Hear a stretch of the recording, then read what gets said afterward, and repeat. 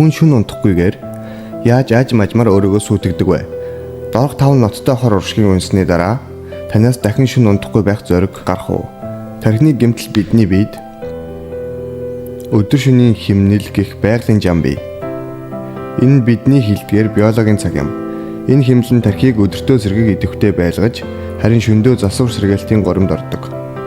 Хэрэв удаан хугацаагаар шүн унтахгүй байвал тархины биологийн цаг алдагдана. Санах ба хариуцсан эсүүд амарч чадахгүй. Үүний улмаас таны ой тогтоолтмууд нь судлаач судалгааны үр дүнд олж тогтоосон. Удаан хугацаанд шүн унтахгүй байх нь тархины мэдрэлийн эсүүдийг их ачаалттай ажилуулж гэмтээдэг. Хаяа нэг шүн унтахгүй байх нь бараг л 1-7 хоногийн хэвийн амралтаар нөхөгдөнө. Тэгж байж таны ой тогтоол буцаад сэргэнэ. Харин байнга шүн унтахгүй бол гэмтсэн мэдрэлийн эсүүд өөрсдөө устгаж эхэлдэг. Тэд дахин хизээж сэргэхгүй. Цаашлаа тархины манан сэтгцийн дороотлолт шийлэрч болно. Тэр үед хожимдсон байх болно. 2.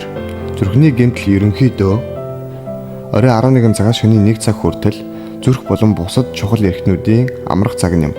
Энэ үед зүрхний цохилт болон даралт аяндаа багасдаг. Зүрх өөрийгөө нөхөн сэргээдэг. Гэвч шүн унтахгүй байвал зүрх удаан хугацаанд өндөр ачаалттай ажилладаг. Цусны даралт нэмэгдэж зүрхний цохилт хүргэсгээс гадна цаашлаад цус өтгөж наалдамхай болдог. Цаг хугацаа өнгөрөх тусам зүрхний өвчний эрс нэмэгддэг. Шинжлэх ухааны судалгааны статистикт үндэслэл байнга шүн унтахгүй хүмүүс зүрхний титэм судасны өвчнөр өвчлөх магадлал хэвийн амралттай хүмүүсээс бараг 50% илүү байдаг. Мөн жил бүр хэдэн зуун мянган хүн зүрхний шалтгаантай гинтийн үхлээр өгдөг. Үүний гол шалтгаан шүн унтахгүй байх.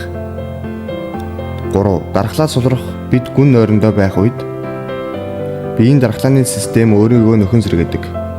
Шинэ дархлааны эсүүдийг үүсгэдэг. Эдгээр эсүүд нь вирус нянтай тэмцдэг.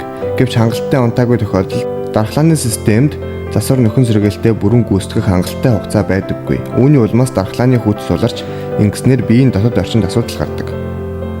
Зөвхөн ядрах мэдрэмж байнга төрөж зогсохгүй, төрөл бүрийн өвчин тусах магадлал нэмэгддэг. 4. Хөгшрөл түргсэх.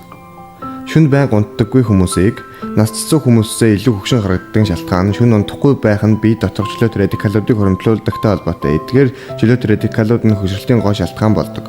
Эдгээр нь арьсны эсүүдийн бодисын солилцоог удаашруулдаг. Усны хадгалах чадварч бас буурдаг. Удаан үргэлжилбэл арьс барзах харанхуй бүдэг болох магадлалтай. Цаашлаад үрчлээч эрт гарч ирдэг. 5. Хорт хавдрын эрсдэл. Удаан хугацаанд шүн унтахгүй байх нь биеийн дааврын хуваарийг алдагдуулдаг. Үүний улмаас дааврын тэнцвэрт байдал алдагддаг. Энэ зарим хорт төрлийн хорт хавдрын шалтгаануудын нэг юм. Зөвхөн үүгээр зогсохгүй шүн унтахгүй байх нь биеийг удаан хугацаанд дарахыг өрөвслийн байдалд оруулдаг. Өрөвслөн дархлааны системийг гэмтээдэг. Ингэснээр хорт хавдрын эсрэг тэмцэх чадварууд буурдаг.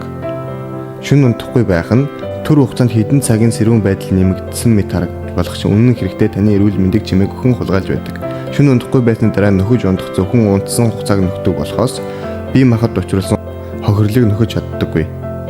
Үнэн хэрэгтээ аль 1964 онд Рэнди хэмээх нэгэн ахлах сургуулийн зурагч унтахгүй байх сорил хийж 11 өдөр 25 минут унтахгүй байсан. Дэлхийн хамгийн урт хугацаанд унтаагүй их дээд амжилтыг тогтоосон. Үүний дараа тэр бүрэн ухаан алдсан. Цаг алдалгүй эмчилгээ нөхөн сэргээлт хийсэн ч зөвхөн энэ 11 хоногийн туршлагач Рэндиг насан туршийн хүнд хэлбэрийн нойр үүдэлтэй болгосон. Мөн бусад олон эрүүл мэндийн асуудал дагуулсан. Тиймээс яг өнөөдрөөс эхлэн өөрийн амралтын цагийг аажмаар зохицуулж эхлэрээ. Нүдэ анаад биологийн цагийг хэвийн байдалд нь буцаагаарай. Өөртөө эрүүл амьдралын хэв маягийг бэлгэл. Эцсийн эцэст бидний амьдрал хит урт биш болохоор бидний эрүүл мэндийн мөч бүрийг ингэж хайхрамжуугаар өрн таран хийж болохгүй.